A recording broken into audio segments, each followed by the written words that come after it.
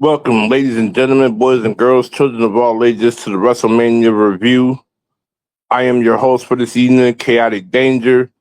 I have guests joining me in a few seconds, so we're gonna really strategically dive in and talk about this WrestleMania both nights and give a brutally honest review on the topic at hand because I feel like WrestleMania was good night two, but night one was just where do we begin with the overall presentation of this situation here?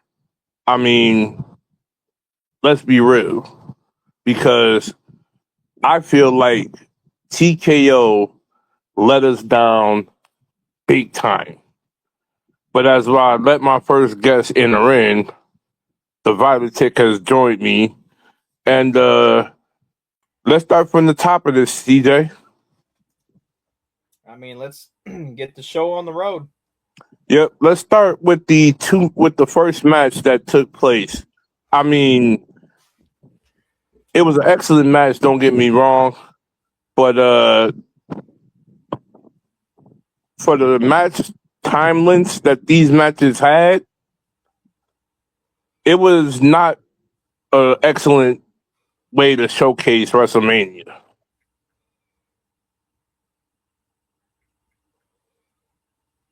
I mean, your thoughts on the overall aspect of this?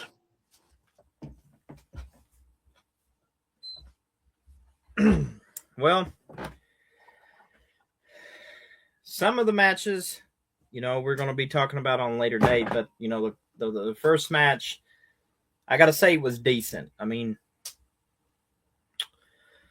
I truly, the way I look at things is, I knew Logan Paul and Austin Theory was going to lose, and here's the reason why.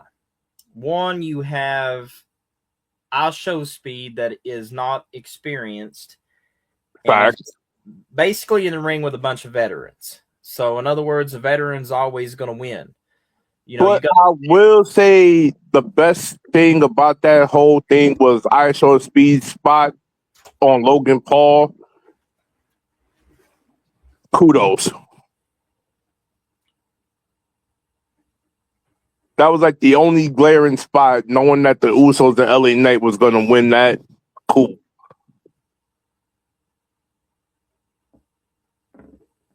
But then the overall aspect of celebrities being involved in matches, I mean, let's be real.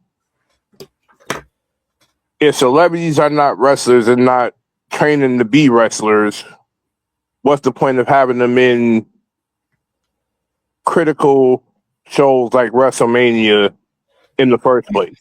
Well, I mean, you got to think business strategies too. Even though they're not really what we call athletes, to me, they are more like money making venues. So, in other words, big box office. So, even though if it's WrestleMania, you got to think of the picture also. WrestleMania is kind of like their Hollywood, like they do in Hollywood. Got you. So, in other words, I can see why they bring in celebrities, but I also get your point at the same time. They're not really athletes, they're just movie actors. And to be honest, to be an athlete, you got to learn how to take the bumps, to run the ropes. You got to learn all ring IQ before. It's the overall aspect of knowing how to be a wrestler and the training, the grueling stuff that you got to go through to be a wrestler. Yeah. Yeah, there's a lot of learning to go behind it.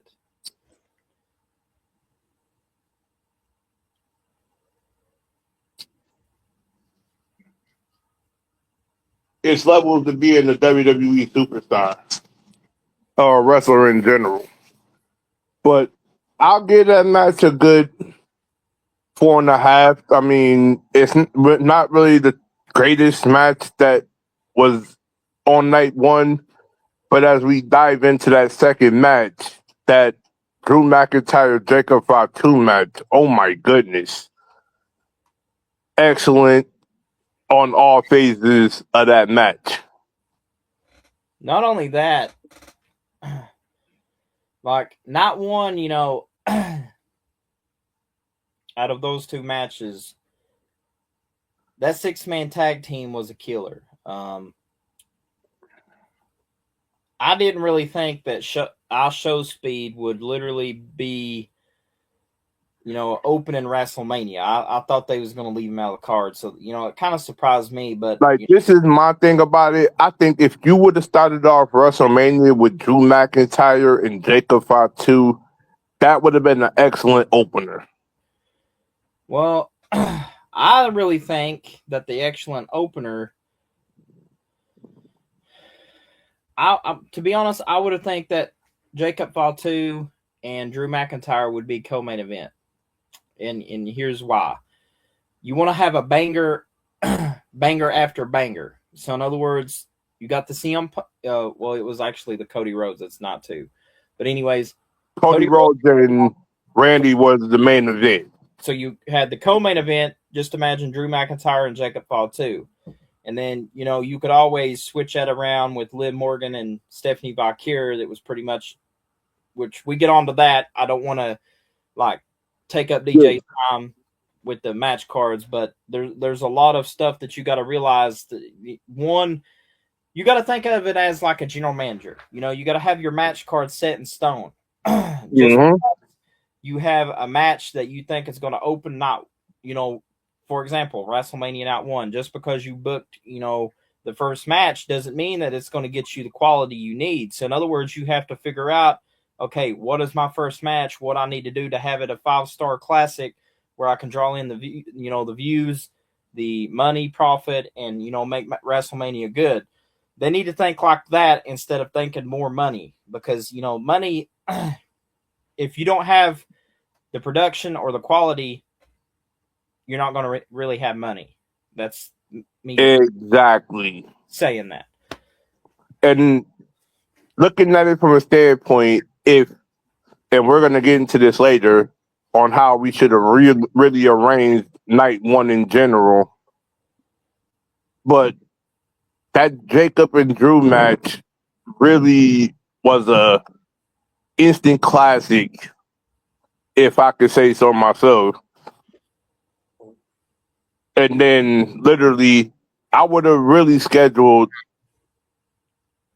that fatal 4-way women's tag match, which we're getting into that one next.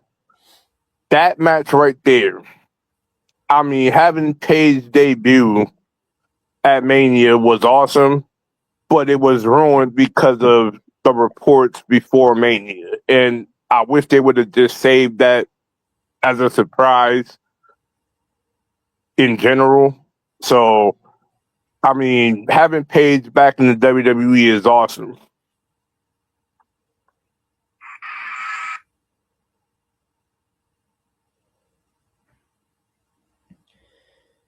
Here's what I'm going to say about the whole scenario. The Paige, I can really see, bringing Paige would be good for WWE, but Nikki Bella and Brie Bella, that really right there is not really a main attraction. There's a lot of people that, include myself, that don't really care about the Bellas. I mean, I'm not a huge fan. So, I mean, and you got to think people's got their own opinions. The biggest peeve that I have is us podcasters and us content creators, when we give our opinion about something, especially on our channels, and I know this is about WrestleMania, but I'm putting this in context because it needs to be said. The biggest peeve I have is people can't take criticism.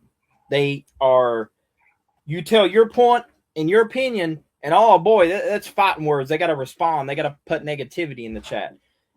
That is like the number one thing, and I've seen this from people that viewed the whole aspect, podcasters in general. Like, I watched JD from NY takes so much scrutiny and so much leeway for what his point of view is about the product and how he sees that TKO is ruining what hardcore wrestling fans want in wrestling. That's the wrestling. We don't want to see all of this ads and all these other things on the ring. The ring should be a sacred place that should be advertisement free. If I could be real, CJ. Well,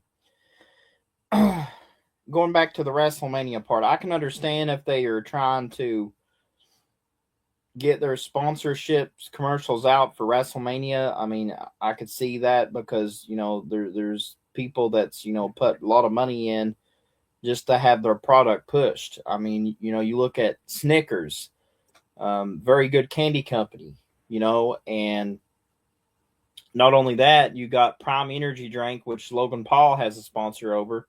Between those two, I can see where WrestleMania did sponsors for that, but for overdoing it, it becomes I can see DJ's point too. It becomes a problem because when you overdo something and you keep doing it just to shove down the viewers' throats, it's like they get tired watching the same old shit. I mean, I've learned that not only through the E-Fed, but watching wrestling. I want to see something new. I want to see something that that doesn't bore me. Same old day every freaking time. It's I guess you can say it's one of those things that you just have to literally take it as it comes, but also study the craft more to learn. Is what I'm. And one thing I will say, and I'm giving a huge shout out to this. Shout out to Last Legend and Nia Jax for the tribute attire to the Demolition Hall of Fame group Demolition.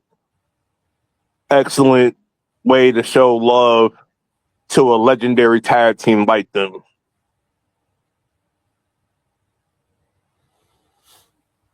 If we could put it that way, CJ, they put on the attire just similar to what Demolition was. Theirs was black, but Flash and Nia went the all white routine, and I love it.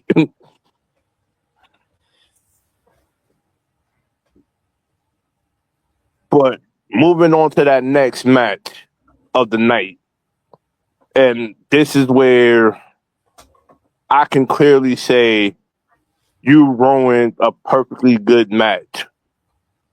To only give Liv Morgan and Stephanie Vacour 7 minutes of match time is uncalled for.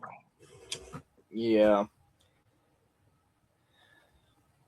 And I feel like Liv and Stephanie, even though her reports that I've seen that they tried to keep both women healthy, cool, I understand that.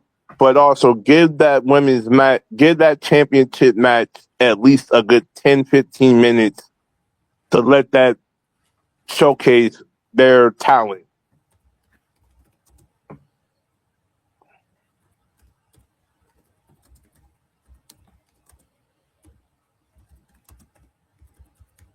That was like uncalled for as a wrestling match. And it feels like I understand it's a business and all that, CJ. But in most cases, why are we not giving the women the respect that they deserve and what they busted their ass for in this industry?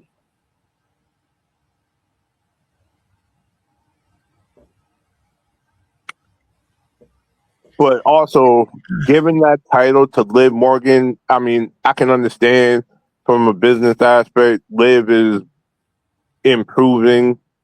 Liv has showcased her ability, but Stephanie Vacour definitely deserved her I mean, flowers.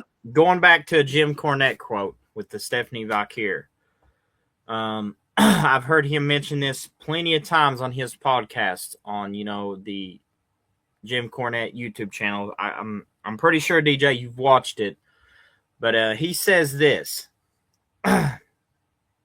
on Burning Talent with Bad Booking. One of Jim Cornette's best quotes that he's done on the booking and timing part. And it says they really burnt through a lot of great talent. And basically, his belief of this is bad booking doesn't hurt shows, it kills careers. And that's true. They killed Fact. Stephanie Vakir's career just by a 7-minute squash match. You could have And done. the funny thing about it is that this, whatever happened to the long-term booking aspect of matches in general in the storyline, that's the craziest thing I can't fathom in as a whole, is that this WrestleMania card was supposed to be built off the storylines. And there was not enough storyline dialogue in any of these matches outside of Oba and Brock, which we'll get to in a minute. But that long-term booking is a critical factor in the business. And I know if you was in a long-term booked match, you would make that storyline legendary.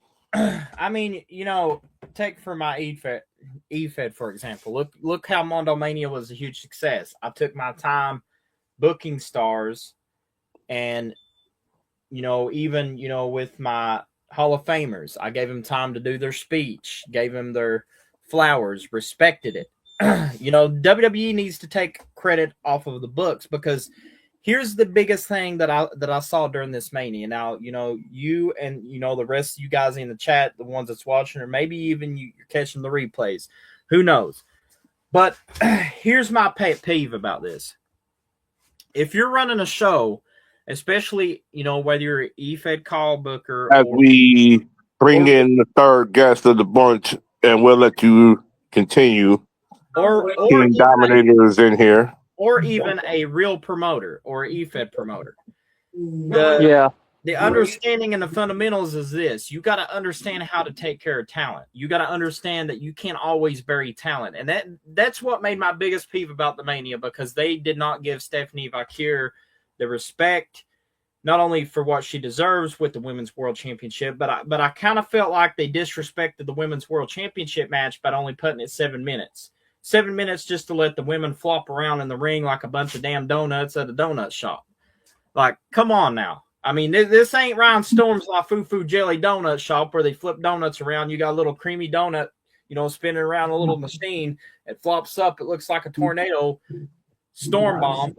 But anyways, all jokes aside, you got to learn how to take care of talent.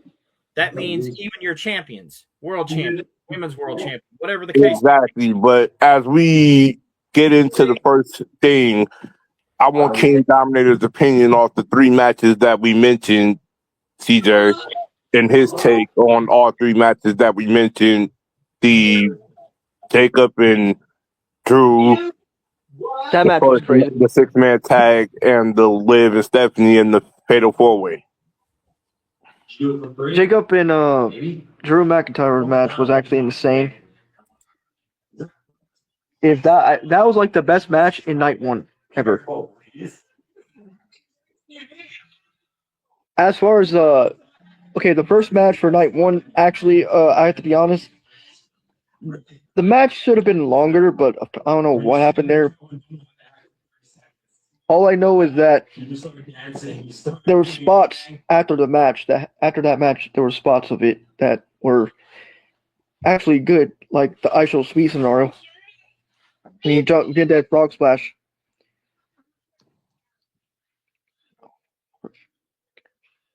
Yep. So CM Page come back, and then the whole tribute that the Irresistible Forces did to the legendary tag team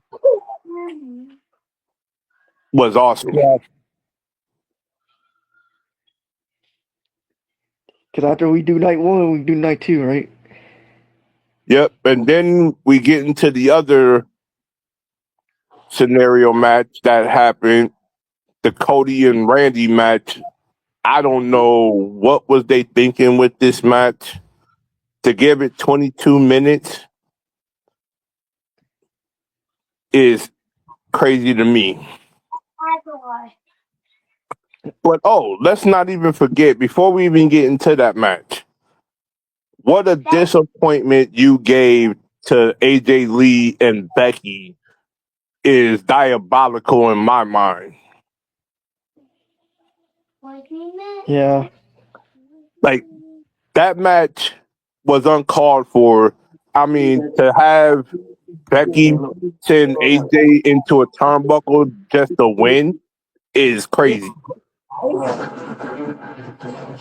And I know CJ has his thoughts on that match and the overall standpoint of it, which I'll give y'all the floor to explain y'all reasoning behind that. They got the prize using random tools picked from this item generator. They can be good like a flamethrower. Yeah. Or not at all like a spoon. If you successfully break out So the overall, I mean, Becky and AJ didn't deserve to have that type of match at Mania. They deserve to have like that 5-star classic, like CJ said. to find out. Let's go. It's time to break some ice. Like, I feel like every matches that was there should have had all their good matches. It's WrestleMania for crying out loud. It's like it should have had more intensity and like they sort of dropped the ball on that one. Like night one, they really dropped the ball on several scenarios that could have been more lengthier and more impactful. It didn't feel like a real WrestleMania night one.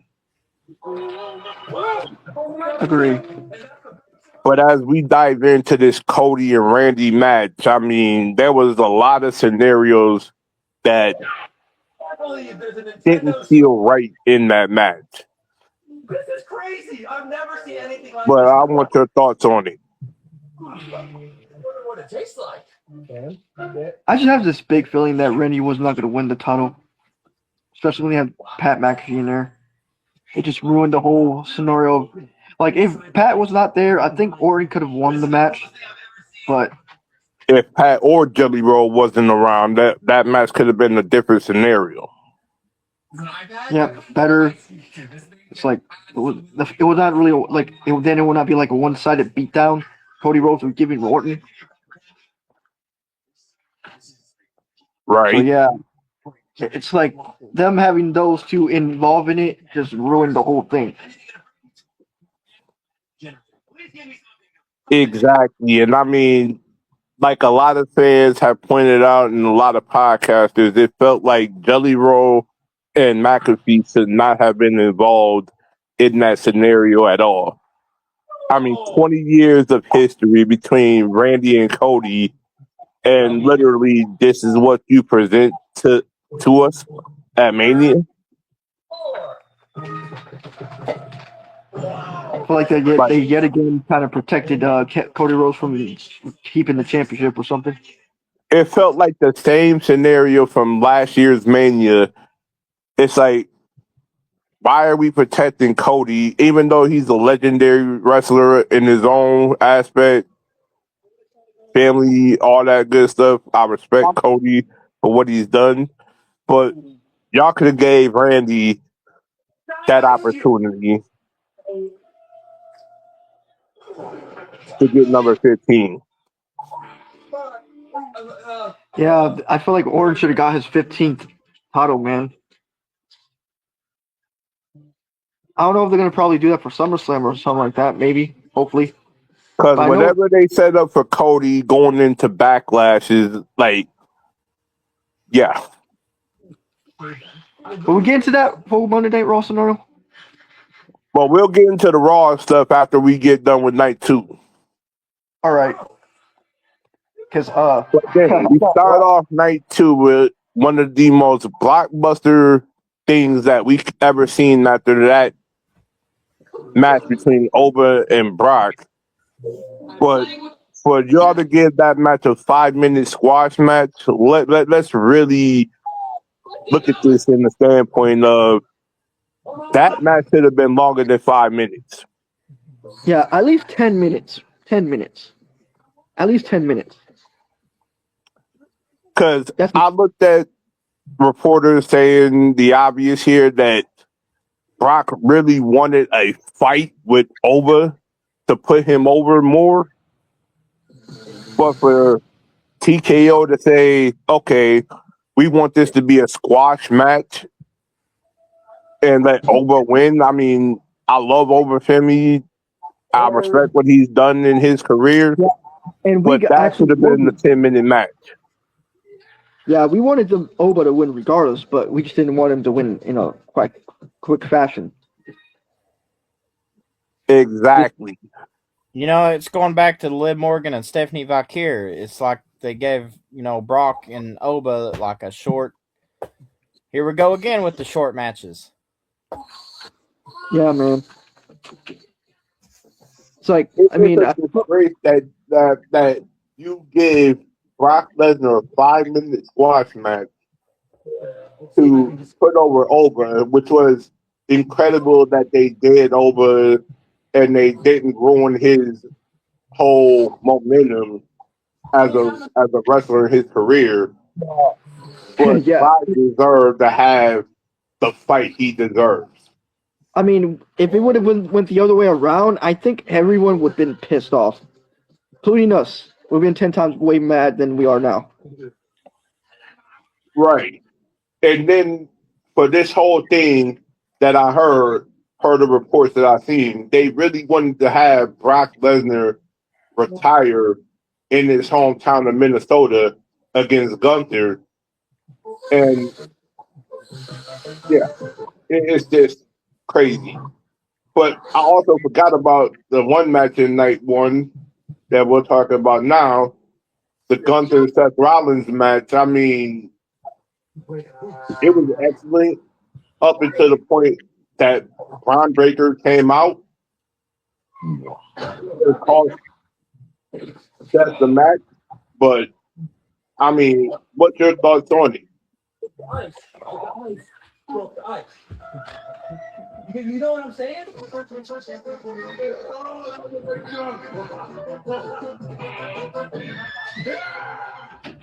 I mean, and really, what's the favor that Gunther wanted from Paul Heyman? That's the other thing. I'm getting closer to the point. I can just taste it. Yeah. Like, I had this big feeling that was going to happen. When Seth was facing Gunther, I had a big feeling that Braun Breaker was going to come out and cost Seth the match. It's like, it was just like, this. It was kind of, like, that match was kind of predictable. I don't know why, but I just felt it. I really felt it. I've seen it too, like with my own aspect and perspective of this. It really felt like really you're giving Gunther all this momentum, and what has he done to deserve to kill everything Seth Rollins built? When really, if we're really looking at it, that match should have been a match between Seth Rollins and Braun Breaker. I mean, here's what my opinion about this. I believe, like I said, like like you said before, DJ, it's TKO's way of doing things. They wanted Braun Breaker to ruin another match. It's TKO WrestleMania. That is true. Man. But then the match that I feel was the blockbuster of the night from night two, the 6-man ladder match for the Intercontinental title. Oh my goodness. Yeah, that What was can I say crazy. about Penta's entrance coming out this Oh, Dalton? Oh my God. Penta hit fucking JD on one of the ladders, almost broke his neck. With the Mexican Oh, destroyer on the ladder, that spot was oh. beautiful. And then let's not forget Javon Evans' OG cutter onto fucking Rusev. Yes, Bullshit. that was the legendary spot too. Damn. A lot of crazy ones. I don't know the Mexican between the Mexican destroyer and the OG cutter. I don't know what to pick, but they both had great spots from it. And then Exactly. And then Penta, we dive into the fact of that match, I say that was a real good like 5 for me as a whole because all of the spots that was good and all that good stuff. But then we get into the next one, which was I think Finn Balor versus Dom. The Demon return. I mean, finally, thank you WWE for letting the Demon return Yeah, it's in been a all his while. glory, and that entrance was just awesome.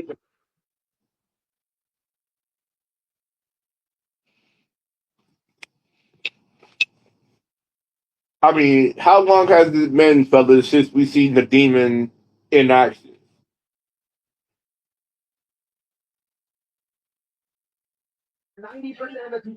Yeah, Demon. Okay, Probably Demon since Balor. Elimination Chamber.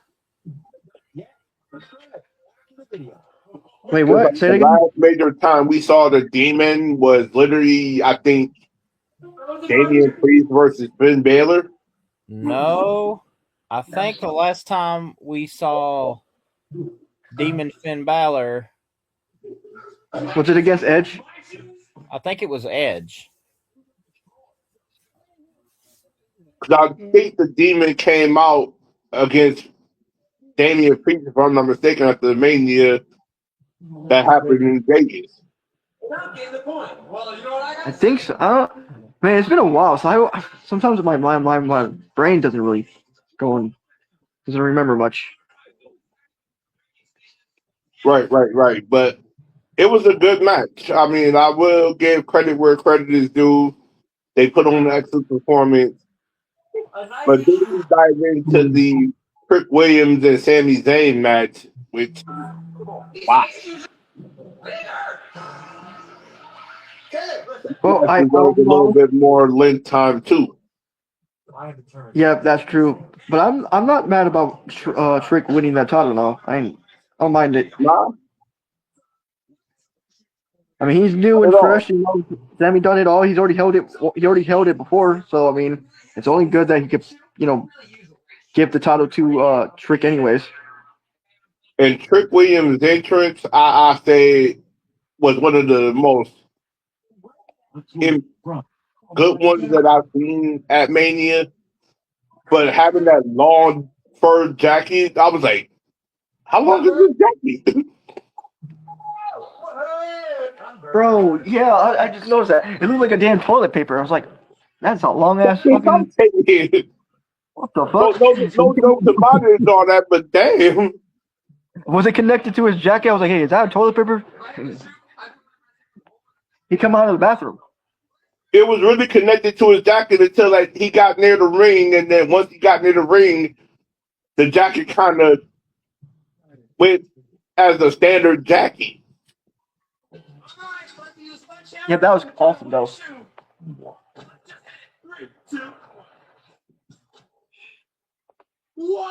Sami Zayn didn't have like a legit entrance, like where it's like special or anything like that. Just came out in the back. Right.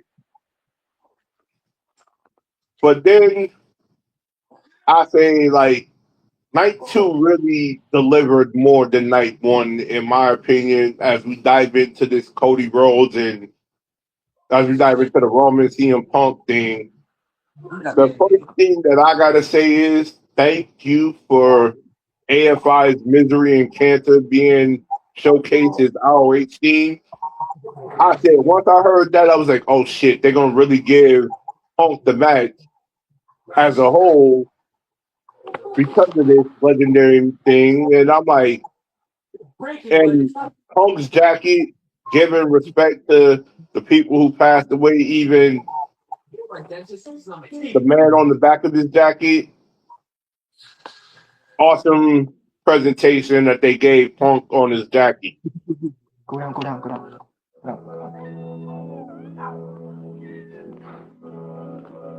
Then I gotta say this. Thank you to giving Roman Reigns his original tribal chief theme. Oh yes, that was the best thing ever. I enjoyed it. I like the beginning of the entrance though, like before they did the whole OG I theme really song. thought they was gonna give Roman the Street Fighter aura, but I can understand he didn't really want to promote the Street Fighter movie. Yep.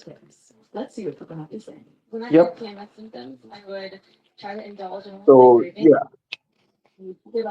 but for that match, for everything that happened on WrestleMania, for that match to get 34 minutes of time, I mean, you could have divvied that 34 matches and made that a 25-minute match in general, if I could say so. Agree. That match was crazy though. And then to tell you the truth, the spot where Roman took the steps and busted open CM Punk, and I'm sitting up here like, that's a disqualification, if anything, and that should have disqualified the match as a whole. But they didn't. They let the match go as is. So I'm like, where's the disqualification in that match when it needed? Yeah, I'm confused on that one too. It's like a lot of things didn't have to really be as is, but if y'all had the opportunity to rearrange all these matches for both nights, where would y'all fit most of these matches in the first place? Who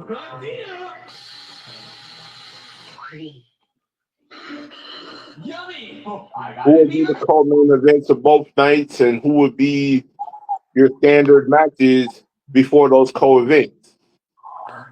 I'll say what impressed me the most was in that match was when CM Punk went low blowed Roman Reigns and hit the GTS, and Roman still kicked out. Right.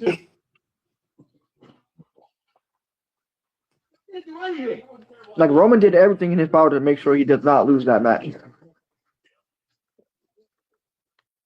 Yeah, and I feel like it was a very good match as a whole, but also some of these matches on WrestleMania could have had a much more impactful moment if they would have just given the time to these matches. Agreed. Like, for example, Liv and Stephanie really deserve to have more time, if anything, on night one. That should have been a co-main event if you can put that in perspective. AJ and Becky really deserve more time for that match. I mean, and let's not, and I forgot the one thing in particular that we need to talk about. Rhea and Jade Cargill's match really deserved a better outlook than what was.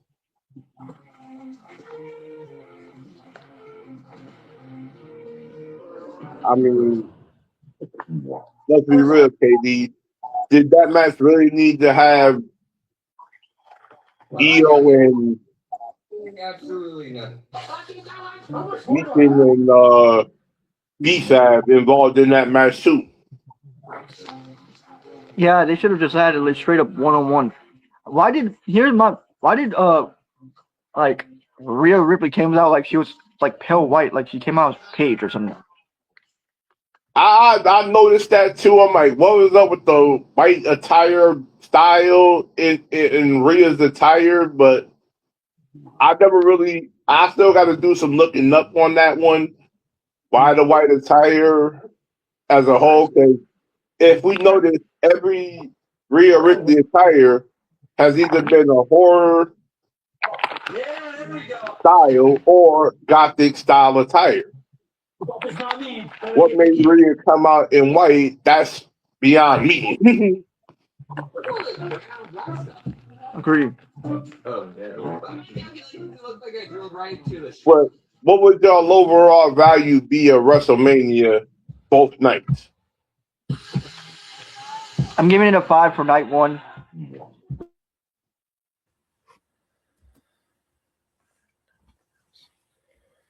I mean, for me, night one really is a 4.5. You could have done better with night one. Night 2, on the other hand, I give that the more reasonable value rating, 5.5 at best. Could have been better presented and better timing for each match. And then let's not even forget what's up with during the 6-man tag match, 6-man ladder match. Where was all the interest is when we needed it the most? Like, why are we highlighting Devon, Ray, and Penta interested, but we don't give no interest on the JD or Dragon Lee? Like there was like only like 2 or 3 interests that came in, and only none of them you were gonna get to see it because the commercials or whatever or the ads. And then I think that was like one of the 2 matches that literally was the quote unquote card that they highlighted for ESPN viewers, not viewers that had the app, but that right there kind of killed the whole narrative of the WrestleMania feel.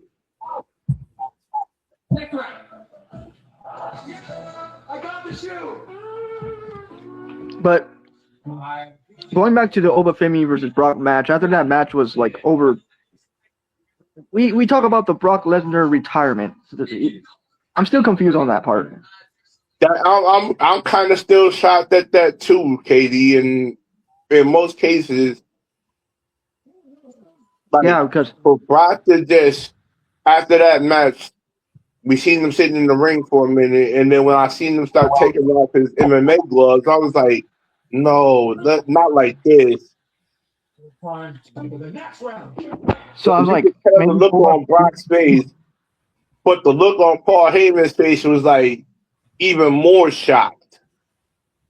There's thousands of dollars frozen in ice right here. yeah, he retired. So Oba retired Brock before Mr. Walter, aka Gunther, could do it. Like, seriously, it's like put some respect on Lesnar's name for what he's done in this business outside of his MMA career. But Brock deserves his flowers. And over here on this podcast, I'll give Brock all the respect for what he's done in this business. I mean, if they give him the Hall of Fame nod going into WrestleMania next year, please, by all means. I mean, that man deserves his flowers right now for everything he's done. Yeah, he should be already in the Hall of Fame. Especially he already retired, so they should give him the Hall of Fame inductee. I mean, if they do the Hall of Fame, I think there's only 2 people that should do the Hall of Fame for Brock. So please, Paul Heyman would be one, or the second one is former WWE superstar Sable. I gotta pick one. Oh, yes. Rena Merrill. Dude. Abel and Heyman should be his speakers going into that Hall of Fame. A lot of things with this. But speaking of the Hall of Fame, I gotta give the respect where it deserves. Everybody deserves their spot in that Hall of Fame induction this year. But I gotta highlight the fact that Stephanie McMahon still got it promo wise after what she did at the end of her Hall of Fame speech was literally mind boggling. Hey, what? Somebody! Are you talking about when she turned heel out of the blue in her speech? It's like when she said the line, "Let me do this as heel Stephanie," I was like, "God damn." Not really doing anything. I said no. Yeah, she had to be a damn brat. She went into that mode. She went into that mode of I was like, I was taken back by it as a whole because Stephanie was literally the the real deal heel, and she had that aura in her whole entire career. Even as GM, she was cool, but she was also still in that heelish way.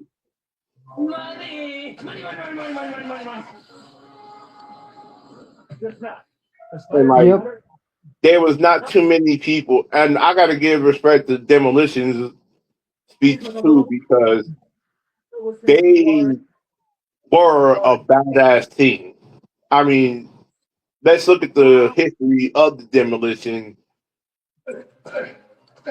They literally paved the way for the division as well as the Legion of Doom, because those matches between those two teams was, I think, top tier. Hey, Matthew. Happy birthday. That is true. And then, what more can we say about the man Psycho Sid Justice? I mean, what a legendary career that man had. You hear that? Whoa, Yep. it's boiling the water. Legendary indeed.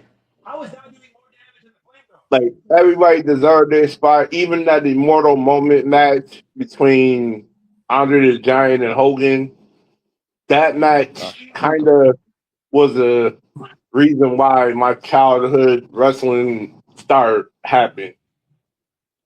Give me my bridge! Come on! Open the hell into my knee! Can't say enough Exactly. about how legendary Hogan's career and his personality made the business what it is today.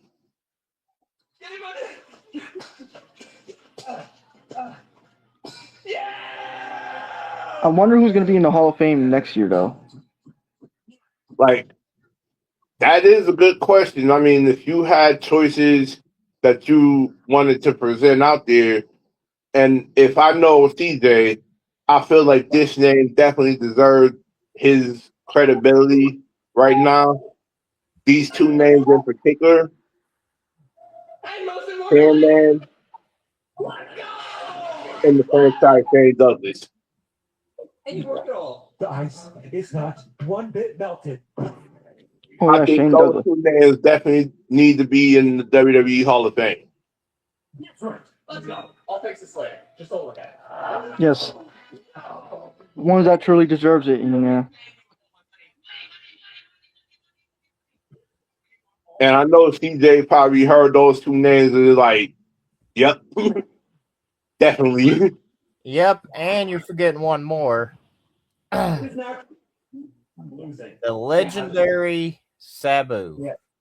You know, if you keep losing, you have to Well, I think Sabu got his moment. I'm not sure. I'll look it up after the show is all said and done. But Sabu, if he didn't get in, he definitely deserved his spot too. I don't feel like it. Well, let's go to the next round and see what expensive item. I low-key think WWE still really needs to have the legendary China on the Hall of Fame solo-wise.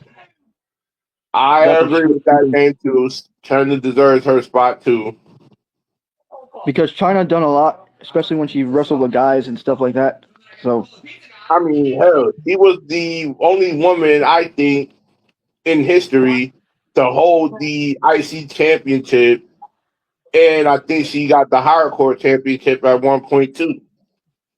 Just yep, she was the very best when it comes to both division, whether it's the women's or the males. She can dominate both sides. I mean, And she made intergender wrestling the best thing ever. She was like the one to actually do when no other. I don't think any other female has done that before her. right. And I feel like she had an aura about her that literally spoke volumes in the business today, and China deserves her flowers. Even though she got in under DX, she deserves her solo moment. Yes, that I 100% agree. Kind of like this other name I'm gonna mention out there. I don't know if WWE is gonna give her flowers now, for the ECW current scene. Oh, hello. All right. I got number 7. Deserves her moment too. Line of drivers. They're not playing around. Who's got the soul? That is true. Yep. Because if you put Shane Douglas in, Shane Douglas is gonna say along the lines, Francine deserves her flowers too. Was on first. She didn't. Yep. I feel like most of these legends deserve to be in there. That's worked their asses off. Once you do that, you deserve to be in the Hall of Fame. I mean, even the fact that I gotta give respect where it's due. AJ Styles definitely deserved his flowers in this year's Hall of Fame for what he's done, and I'll give him credit where it's due. He had a legendary career, even going 10 back years. into his New Japan days, his TNA days. That man paved the way. Yeah, he was in WWE for a decade. 10 years. Not bad. Yep. Now, if he got his flowers in WWE, TNA needs to give him his flowers as well. Yeah, put that man in the TNA Hall of Fame. I think they have a Hall of Fame in TNA, right? Yep, they do. Well, there you go. We can have a Hall of Fame for AJ on there as well. It could be 2 Hall of Fames in 2 different companies. Mm-hmm. Like, I'm just grateful that some of these names got their recognition when they did. I mean, Stephanie deserves it, and a host of other people that was in this Hall of Fame. So, yeah. But we pretty much, I mean, and this is a topic I really want to get on. What do you feel TKO needs to do to improve the viewership for the hardcore fans like us? Are you kidding me? Wait, whoa. That's not what a tennis racket Maybe put on some more extreme matches for WWE. They could probably go to that ECW style. I mean, and this is another thing I'll say too. TKO, if you're listening to this whole thing, make wrestling like it should be for the hardcore fan base. I mean, I know you're targeting casuals and new people to come in to understand the business, but in general, your hardcore fan base should be your number one priority. And that being said, you got to give the long-term booking the rightful place it needs to have. And without long-term booking, what's wrestling? This is not tennis. It's ice breaking. True. Let these wrestlers have their creative moment that they need to have. You wonder why so many names that is not being utilized are not being seen as they should be. Like, I understand you gave Trick Williams his moment, last legend, kudos that last got her big moment, Devon Evans, but there's more names that need to be highlighted. Like, Carmelo Hayes deserved to have his WrestleMania moment at this year's WrestleMania, and you blew that opportunity because you wanted to give the title to Sami Zayn. No offense to Sami. Yeah, that was kind of ridiculous, to be honest. Because, Carmelo Hayes was actually holding that title for a while. And he was close to Mania, too, man. And that's the thing, though. They blew it and had him lose the title to Sami. And, yeah. And it's like, this is why you have the fan base in an uproar right now as it is, because you're not giving attention to detail and storyline dialogue to these individuals who busted their ass. Like, I really low-key wanted to see Carmelo Hayes versus Trick Williams at Mania, to be honest. And I feel like we're going to get that. Well, Bio give it to us at Backlash, when you could have gave it to us at Mania. True. So I feel like the backlash. It's like so many good moments that could have been seen, yet all these ads and all of this other stuff kind of kills the good vibe for what a WrestleMania should be. I want this Iron Man helmet, and I really want the point. Let's start. Overall production, like let that man Triple H cook up everything. Not gonna lie. Well, we're not giving Triple H the credit he deserves because of whatever reason. You've been sabotaging this man's for 2 WrestleMania cards and almost his whole run being created. For what reason? Destroy this giant tube and get this. Why does it feel like everybody had night 2 as their star moment, but night 1 couldn't feel the same way? Wheel of wonders and delicious. Exactly. It's like, do we not value or appreciate what these wrestlers do creative wise? All right. There should be no excuse that you add a storyline for an ad or sponsorship, whatever the case may be. The hardcore fan base deserve to have their time and effort, and if they're paying their hard-earned money to go to these events, at least give them what the fuck they want. Where is it? Whoa! Whoa! A giant metal ball. I mean, let's be real. To our environment. I've sat back and been a wrestling fan since a young child. Watch this. And I'll be damned if I tune into wrestling to see a half-ass match not have a full story. Hold on.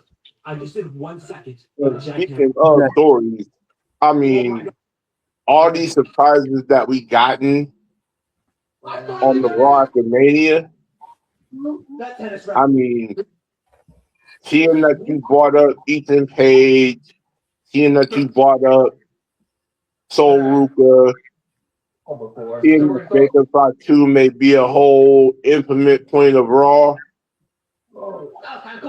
Yeah, we rung a lot of people in Raw tonight. It was stacked. I hope that they didn't have Obafemi do that again. I mean, next week we could see Obafemi do a full promo though. I don't know, because he just came in here and said, your ruler has arrived, and then that was the only. And I feel like I think that was a short promo segment. I mean, they could have gave that man more time to really speak on why he did his whole point with Lesnar and all that stuff. And like, let's be real, that was a half-ass job, if anything. And let's be real, that deserved more time than what it got and the opening segment. Exactly. Like, man, I expected Oba to say a lot more than that, man. I mean, but hopefully we do get him like next week. Hopefully we get. And then, I mean, not to be obvious or anything, but for Paul Heyman to come out and say what he said for Brock, he said that man don't deserve to be in the now. He deserves to be in the forever section. So close. And then he cursed out the WWE production team in the truck. Damn. Yeah, a lot of shit had happened there. And Logan Paul, we'll talk about him. Oh, that's huge. All right, what do we have to talk about for him? I mean, let's be real. As much as I can't stand Logan Paul, I mean, he has an aura to him that speaks for itself. But at this point in time, I feel like the creative side for him is not being utilized enough because he's being put in a tag team scenario outside of letting him be where he needs to be. Just like Austin Theory, both of them need to have their solo moment. They don't need to be in the vision. The Spider-Man helmet. But in about Some 24 wrestlers need to develop outside of a group. If I can be real, That kind of looks cool. Put it on. Wow! I need to keep something as a souvenir. you know. Souvenir. Agree. Like this is my thing. For Soul Ruka to come out and really show that, just the look on her face as she did that promo with Liv Morgan, I feel like they're literally about to take the title off of Liv Morgan and put it on Soul Ruka. It's because you don't even know what you're talking about. Now, talking about all that, we talk about what happens in backstage about then Gunther and LA Knight. Apparently, they're both targeting the World Heavyweight title, but Mm-hmm. so is Oba Femi in a way. So, will this And I lead to feel like Oba and over Gunther? this whole thing, and this is going back to the Raw post show after Mania, how he said the OTC can get some. That's crazy looking. I feel like the promo with him and then the promo at the Raw Mania with Roman, literally, it looks like that should be the setup they should have did with the Raw Mania. Owen should Yeah, have came out instead of Jacob to really push that story more. exactly. Like, why Jacob of all people come out to go against Roman when it should have been over? I was expecting over to pop up more than Jacob. Cam is always confused between Xbox and PlayStation. This But is a PlayStation. hey, Script. But more for a first importantly, time meeting with over with Jacob and Roman, I feel like you're setting up Jacob to join Roman and the Usos in the long run. an Xbox controller. Yeah, I feel like okay if they have Oba, not Oba, they have Jacob and Roman at Backlash, and then I think Roman's gonna win because it's obvious. Then you have Jacob, acknowledge Roman Reigns. Maybe that's what I feel like that's gonna go. And I feel Like I like don't if think. you're going that route, then I feel like your next big thing is why would you have Cody and Punk in that segment if you're not setting up Cody and CM Punk to be a match heading into Backlash and Punk go full time on SmackDown? Yeah, that's true. Because the look on Punk's face kind of said like his whole push is not done yet, but also him going to SmackDown, he's got more matches that he can push his career on and new faces. Yeah, because he's been on Raw for a while. He started on Raw, and I feel like the whole swap is Raw is going to get Jacob Fatu, Punk is going to go on the SmackDown, and that's the move. Because I feel like, and I kind of had this gut feeling that Zarya is going to be a focal point on SmackDown. I'm glad they still use Roman's old theme. They even use it on Raw. Like, I like that. They continue that.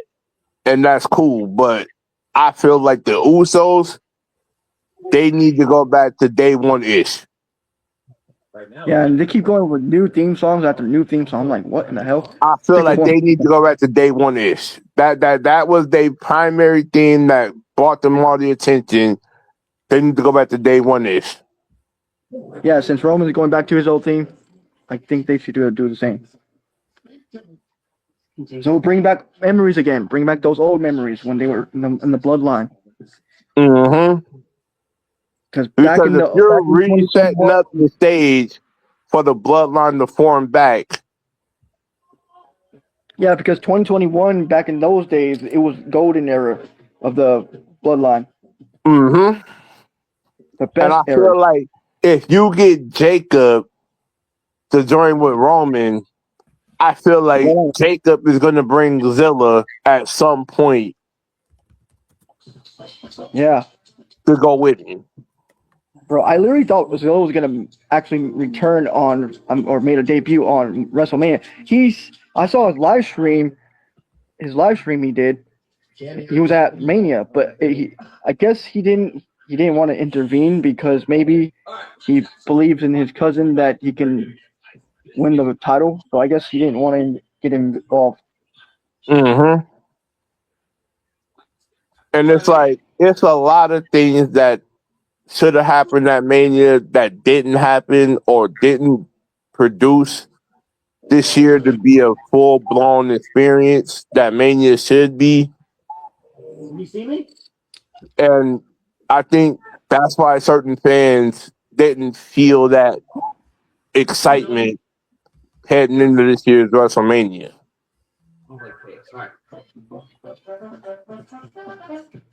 Yep. I mean, myself, you, and a host of fans, podcasters that voice their thoughts and overall thought value to it. But WrestleMania should be a showcase. It should not be what it should have been these last 2 years. That being said, I need more long-term storytelling and booking for these big PLEs that you're going to have. And TKO, you need to have more thought going into these WrestleManias because you're not giving the fans what they deserve. The high ticket prices, the overall thought, the value, the production. I need more insight. I need more intricate detail going into my WrestleManias. You shouldn't have your talent not be showcasing their talent at WrestleMania, and you got to tell them what needs to be done, but they had the tools to do it themselves. Realize the controller's gold. That thing's probably worth like $20,000 million. Lots of big chunks. It's not a knock. It's a knock that I have as a hardcore fan, and all hardcore fans deserve to have the excitement be there. But if you're not willing to bring that excitement to the table, I don't know what to tell you. It's in my eye. Help me. Okay, thank you.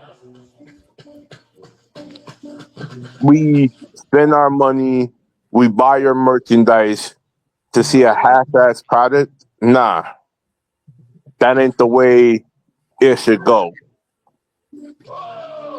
Exactly. I feel like it should go the other way around. Exactly. And there's no excuse for why you should be presenting us like this. You came in the Mania with Stephanie Vacour, AJ Lee, and CM Punk as champion. You in WrestleMania with three people that rightfully deserve champions, but do they deserve the championship?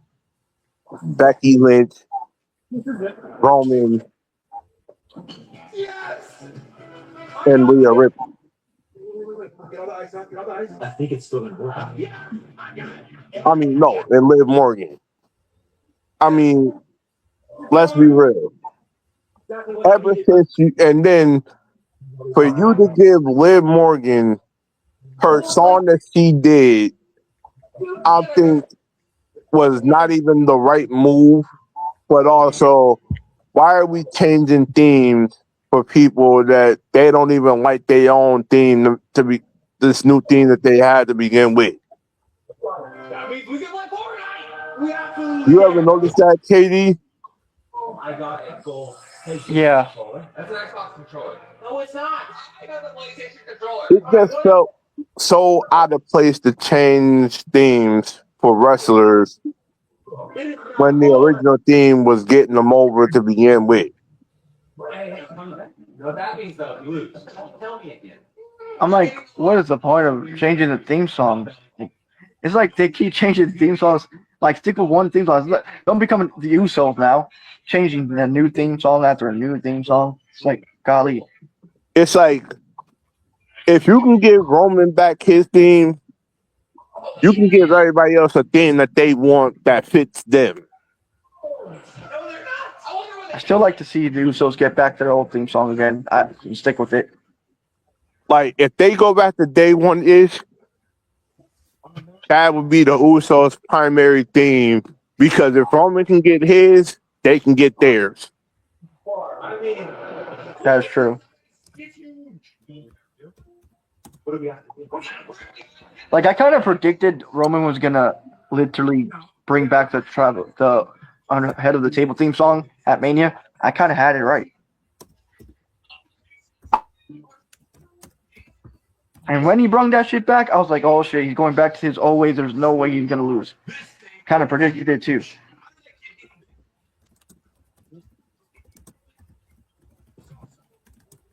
That's where he, thrives.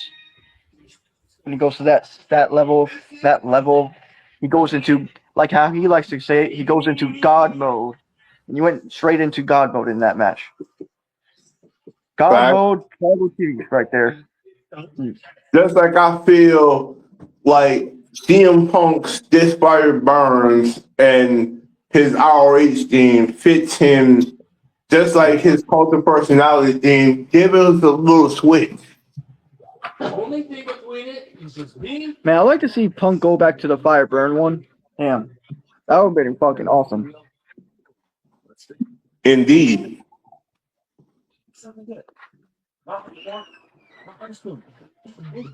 But in most cases, it feels like the business is just kind of losing interest as a whole, because I don't know why the hardcore fan base can't seem to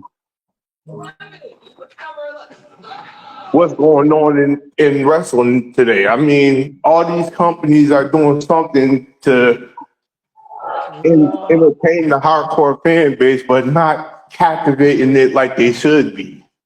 It's a katana, and it's huge. Oh my gosh. And I know CJ has a lot of interest in this topic because him being in the business himself, this is what we thrive on. Eating ice cubes. Let's just test it. Like, we all have studied the business to be where we are now. I mean, look at what we do in eBay. We kind of have that interest, but we don't see it brought out as a whole. Whoa. You know? Yeah, and I feel like, okay, so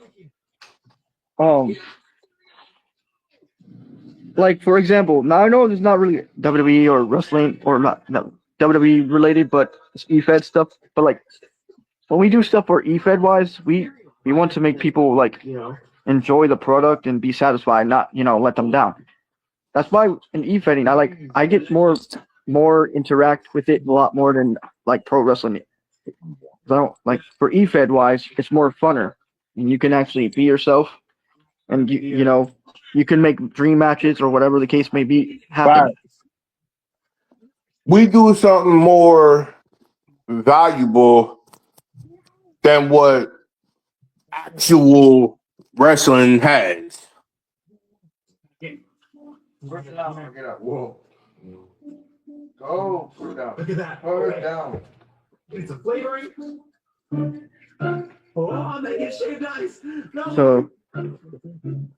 So yeah, other than that, I mean, we're going to end this on a positive note, because I think we have addressed everything that needed to be said, and we'll catch you on the next episode. Indeed. I got nothing else to say. No more.